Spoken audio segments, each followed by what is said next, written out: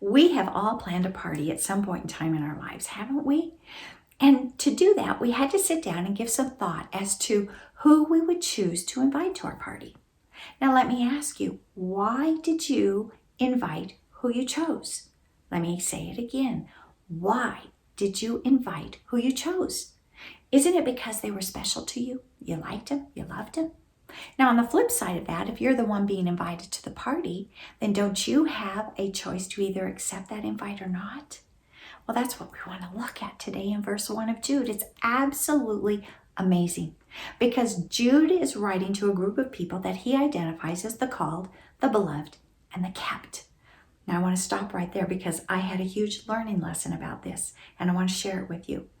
Because early on, as we were developing GODcha, as we wrote the question for Jude, we used the term believers. Well, in the middle of the night, the Lord woke me up, and in his still small voice, it was as if he was saying, Janet, I didn't use that term.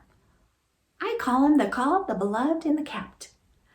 I learned at that point how critical it is to stick to the words that God uses. Why?